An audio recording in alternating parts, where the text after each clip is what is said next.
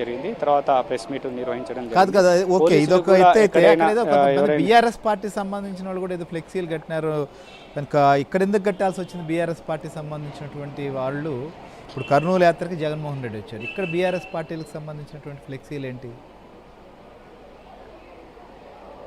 ఎందుకంటే వాళ్ళ బీఆర్ఎస్ అదేవిధంగా వైసీపీ మైత్రి బంధం అనేది ఈ జగన్ పర్యటన ద్వారా బయటపడిందని చెప్పుకోవచ్చు. రాజకీయాల వర్గాల్లో కూడా ఇది హాట్ టాపిక్గా జరుగుతోంది. కర్నూలు నగర శివారులో పుల్లూరు సర్కిల్ దగ్గర నుంచి జిల్లా జైలుకు వెళ్లేటువంటి మార్గం ఉంటుంది. సో అదంతా కూడా వన్ వే ఉంటుంది.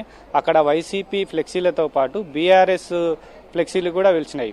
బీఆర్ఎస్ ఎమ్మెల్సీ చెల్లా వెంకటరామరెడ్డి అయితేనేమి, అదేవిధంగా అలంపూర్ ఎమ్మెల్యే విజయుడు సంబంధించినటువంటి పేరుతో అందులో ఫ్లెక్సీల్లో మెయిన్గా కేటీఆర్, జగన్, అలంపూర్ ఎమ్మెల్యే, అదేవిధంగా ఎమ్మెల్సీ చెల్లాకు సంబంధించిన వాళ్ళ అనుచరులకు సంబంధించిన ఫోటోలు కూడా స్పష్టంగా ఉండడంతో అందరూ కూడా అక్కడికి వచ్చినటువంటి వాళ్ళు చాలా ఆసక్తిగా తిలకించారు.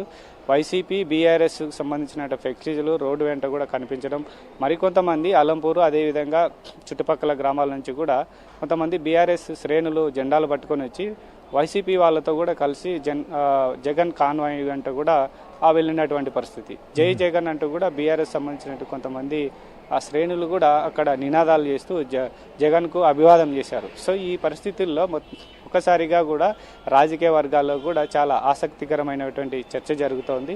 సో బీఆర్ఎస్ అదేవిధంగా వైసీపీ మధ్య కొంతకాలంగా కూడా కొంత ఇంటర్నల్గా మైత్రి బంధం ఉందనేది కూడా రాజకీయ వర్గాల్లో కూడా చర్చ జరుగుతున్నటువంటి నేపథ్యంలో ముఖ్యంగా కర్నూలు శివారు బార్డర్లో కూడా ఈ యొక్క వైసీపీ అదేవిధంగా బీఆర్ఎస్ ఫ్లెక్సీలు కూడా వెళ్ళడంతో ఇది ఒక్కసారిగా వాళ్ళ మైత్రి ఏంటో బయటపడిందని కూడా ప్రజల్లో కూడా చర్చ జరుగుతుంది. మరోవైపు ఇటు పొలిటికల్ సర్కిల్స్లో కూడా తీవ్ర హాట్ టాపిక్గా మారినటువంటి పరిస్థితి.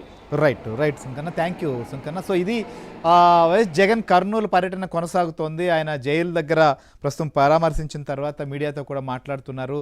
అయితే పోలీసులు పరామర్శకు వస్తున్నప్పుడు పర్మిషన్ ఇచ్చారు. ఎమ్మెల్యే విరూపాక్షను పరామర్శించేందుకు, జైల్లో ఉన్నటువంటి విరూపాక్షను పరామర్శించేందుకు పర్మిషన్ ఇచ్చారు.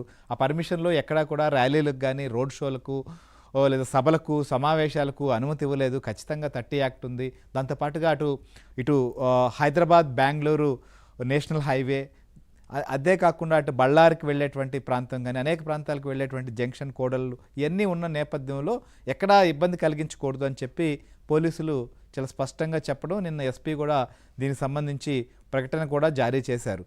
అంతేకాదు ఒకవేళ అలా అతిక్రమిస్తే చర్యలు తీసుకుంటామన్నటువంటి పరిస్థితి కూడా మనకు కనిపిస్తోంది. అయితే మరి ఇవాళ మాత్రం యాత్ర దాదాపు 4.5 గంటల పాటు సాగింది. ఇటు ఓర్వకల్లు ఎయిర్పోర్టు దగ్గర నుంచి ఇటు జైలు వద్ద వరకు వచ్చేదానికి గంటల కొద్ది సమయం తీసుకున్నారు. సో అర్ధగంట నుంచి గంట వ్యవధిలో రాగలిగినటువంటి ప్రాంతం అయినప్పటికీ కూడా ఇక్కడ ఖచ్చితంగా బల ప్రదర్శన చేసేటువంటి పరిస్థితినే కనిపించింది, ముఖ్యంగా కర్నూలులో కూడా. ఎందుకంటే ఈ కర్నూలులో ఈ రకంగా వ్యవహరించడానికి కూడా ఇంకొక రీజన్ కూడా ఉందని ఒక చర్చ జరుగుతుంది. ఏంటంటే ఇటీవల మనం చూసాం డిఎస్సి సంబంధించినటువంటి దీనిపైన వైసీపీ రాష్ట్ర వ్యాప్తంగా ఆందోళన చేయడం, సిబిఐ ఎంక్వైరీ చేయించాలని చెప్పి డిమాండ్ చేస్తుంది. అయితే మొట్టమొదటిగా కర్నూలులో ఏదైతే డిఎస్సిలో ఉద్యోగం పొందినటువంటి ఉపాధ్యాయులు కర్నూలుకు వచ్చి నిజంగా మేము కష్టపడి సాధించుకున్నాం, మా మీద ఎందుకు దుష్ప్రచారం చేస్తున్నారని చెప్పి ఒక నిరసన